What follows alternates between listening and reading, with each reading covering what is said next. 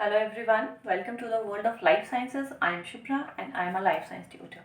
So again, we are going to discuss some questions related to light and this is the last lecture that is based on light. So I hope अभी तक मैंने आपसे जो भी discuss किया है आपको समझ आया होगा. I tried my best to explain some basic concepts related to the chapter light, but still अगर आपको कुछ लगता है कि some topics are missing or you are having any doubts, so kindly post your comments. So let's continue with the topic. Here question number 1, what is myopia? See in the last lecture मैंने आपसे discuss की थी the condition hypermetropia.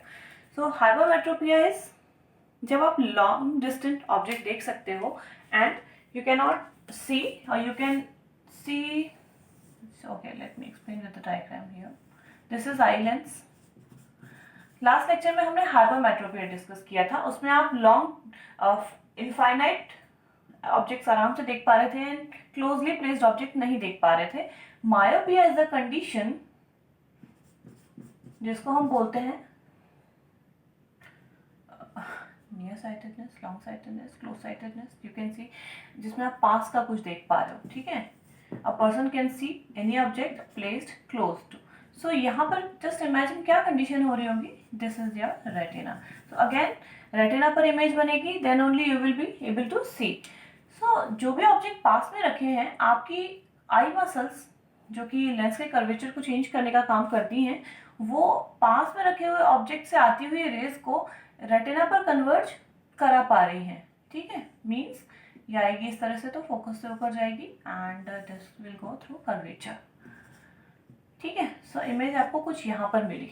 But जब भी दूर से object रखा हुआ है, इन दैट केस क्या हो रहा है कि आपकी आई मसल लेंस का कर्वेचर इस तरह से चेंज नहीं कर पा रही कि वो दूर से आते हुए रेज को भी कन्वर्ज करा पाए ऑन द रेटिना ओनली. क्योंकि जब वो कन्वर्ज होगा at a point, then only you will be able to get a image on retina. ये क्या हो रहा है, कुछ लेंस के पहले, यू कैन से रेटिना के पहले ही कहीं कन्वर्ज हो जा रही है एंड इमेज पहले ही बन जा रही है. इन case of myopia, near sightedness, you can से पहले बन जाएगी या बाद में बन जाएगी, result will be the same. आपको इमेज दिखेगी नहीं but solution will be different. क्योंकि मैंने आपको बताया था कॉनकेव लेंस का काम होता है डाइवर्ज कराना, रेस को दूर फैला देगा. सी क्योंकि ये पहले ही कन्वर्ज कर जा रही है, हम चाहते हैं ये थोड़ी दूर तक ट्रेवल करें, मीन्स हम इन रेस को थोड़ा सा डाइवर्ज कराना पड़ेगा, हल्का सा ऐसा इनको फैलाना पड़ेगा यहाँ से लाके, ताकि जब ये फैलें तो ये एग्जैक्टली रेटिना पर जाकर कन्वर्ज हो जाए. तो यहाँ पर कहीं इनको फैलाना है, इसका मतलब यहाँ पर हमें एक डाइवर्जिंग लेंस लगाना पड़ेगा and that will be placed in your spectacles. So this is the principle behind curing of myopia. I hope this is clear. Okay, now let's move on to the next question. Okay, second question. Stars appear at a shifted position from their actual place due to. तो इस तरीके का कोई भी question आपको दिखे कि object shifted दिखाई दे रहा है, अपनी पोजीशन से थोड़ा हटकर दिखाई दे रहा है, तो answer is very simple, refraction. क्यों?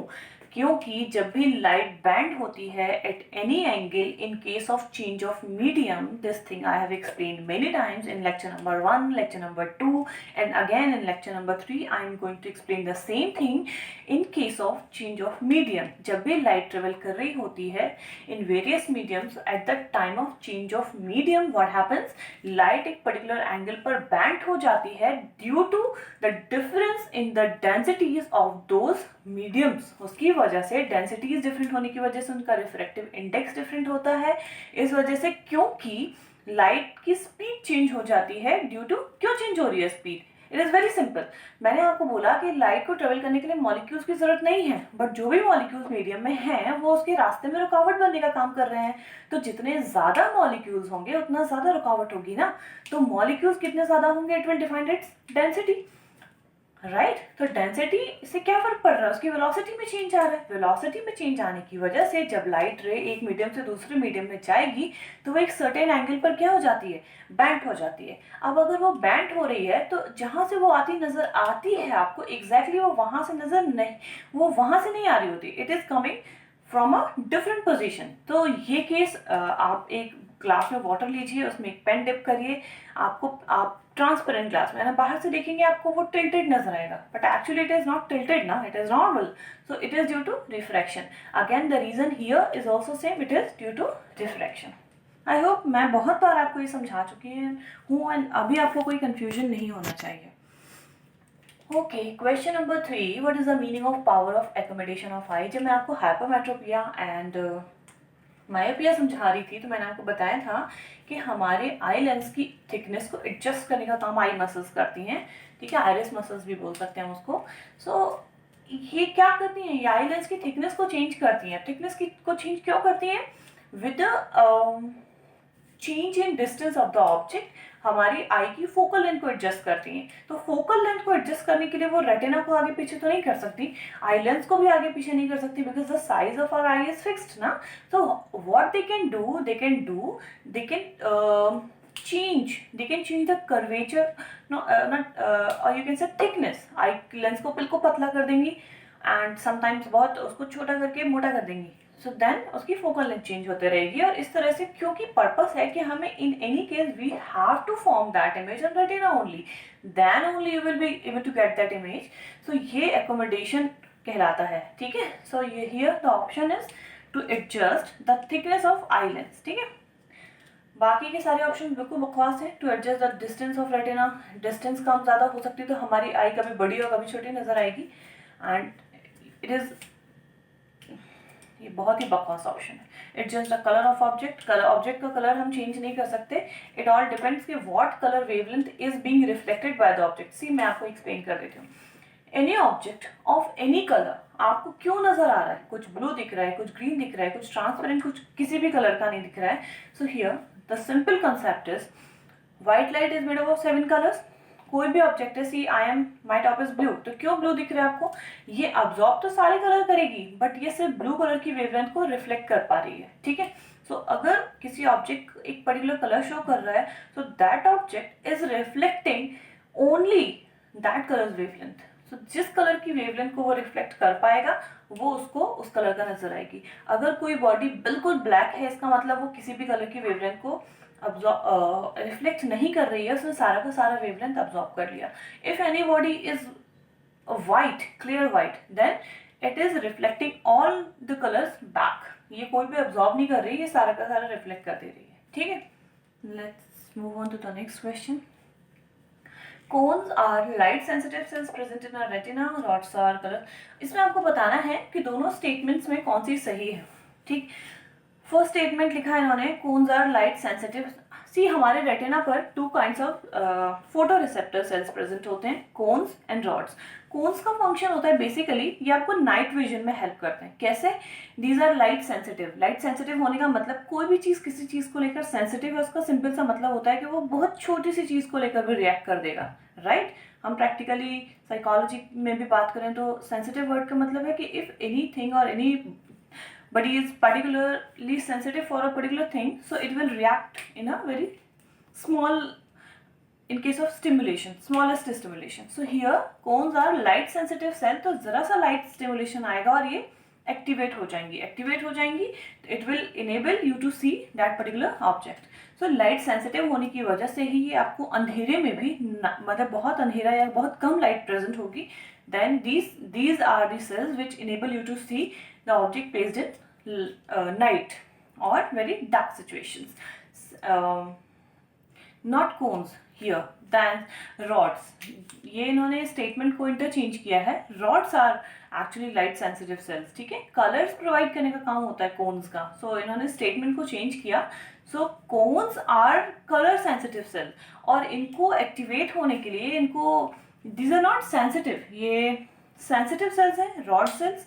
प्लीज आप ध्यान रखना, रॉड सेल्स सेंसिटिव हैं, हाईली सेंसिटिव टुवर्ड्स लाइट, तो ये आपको नाइट विजन प्रोवाइड करते हैं. And cones are colour sensitive cells. तो आपको कोई ऑब्जेक्ट कलरफुल दिख रहे हैं, you can distinguish among different colors. So this is the function of cone cells and rod cells. So here I need to make it more clear. This is not cones. ठीक है, statement is interchanged here. So both the statement are wrong. Okay. Question number 5. Cornea reflect the light entering the eye. Pupil control the amount of light entering the eye, changing size. ठीक है, okay. Let me explain. हमारी आई में आप outer most layer देखते हैं, that is sclera.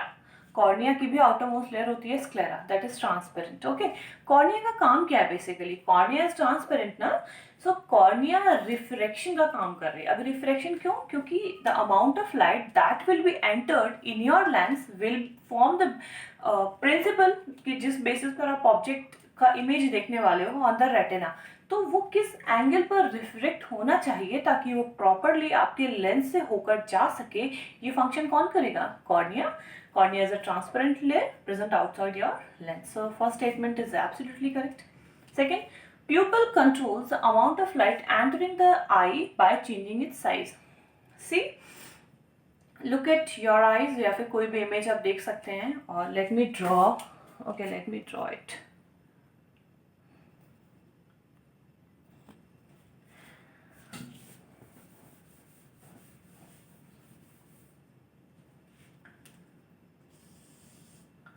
See, ये एक I consider कर लीजिए.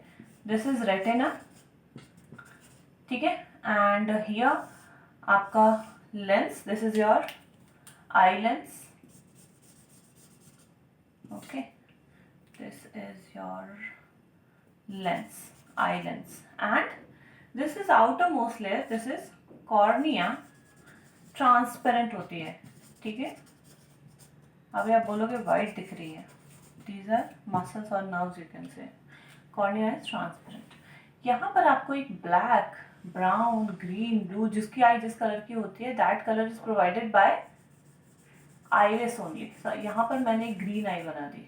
ठीक है भाई, ये आप बोलोगे लेंस कैसे ग्रीन हो गया, तो इसको हम ब्लू कर देते हैं. वैसे this is opaque, now it is fine. Okay, so ये पूरा portion, this green portion, this is iris color portion. किसकी आई किस कलर की होगी ये iris डिसाइड करती है. इसके बीच में एक छोटी सी ओपनिंग होती है, that is pupil. So this window is pupil. Now it is clear. I guess इससे ज़्यादा सुंदर डायग्राम आपको आई का कहीं नहीं मिलने वाला है. इतना अच्छा डायग्राम देखने के बाद तो आप कभी भूलोगे नहीं. So pupil controls the amount of light. Exactly, pupil is a window that is present in iris. Iris is working like a colored wall or colored curtain.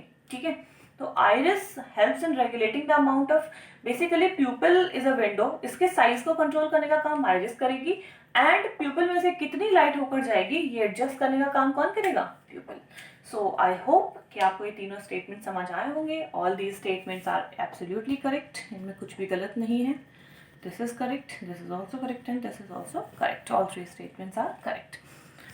Okay, thank you for watching. अगर आपको अभी भी life में कुछ confusion है, any questions, कोई भी topics हैं जो कि आप चाहते हैं कि मैं explain करूँ, kindly post your comments or contact me via different links. Please share the channel, please like it अगर आपको मेरे efforts पसंद आ रहे हैं तो, and thank you for watching.